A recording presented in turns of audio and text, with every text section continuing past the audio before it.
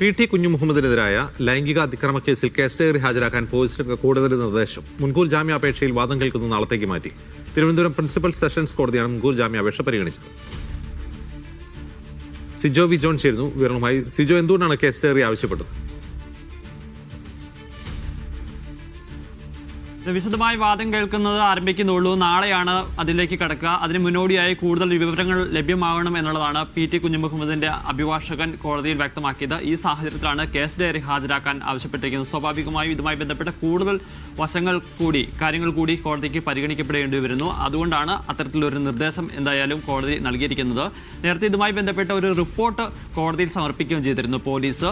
ഈ പരാതിയിൽ പ്രഥമ ദൃഷ്ട്യാ തന്നെ കഴമ്പുണ്ട്, അത് സാധൂകരിക്കുന്ന ചില തെളിവുകൾ കൂടി ലഭിച്ചിട്ടുണ്ടെന്നാണ് അന്ന് ആ റിപ്പോർട്ടിൽ പോലീസ് വ്യക്തമാക്കിയിരുന്നത്.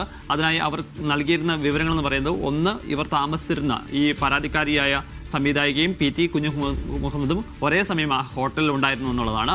അതിൻ്റെ CCTV ദൃശ്യങ്ങൾ, അതോടൊപ്പം തന്നെ ഈ ഹോട്ടലിലെ രേഖകൾ ഉൾപ്പെടെയാണ് സമർപ്പിക്കുകയും ചെയ്തിരുന്നത്. എന്തായാലും ഈ മുൻകൂർ ജാമ്യാപേക്ഷയെ ശക്തമായി എതിർക്കാൻ തന്നെയാണ് പോലീസിന്റെ തീരുമാനം. ശരി സിജോ.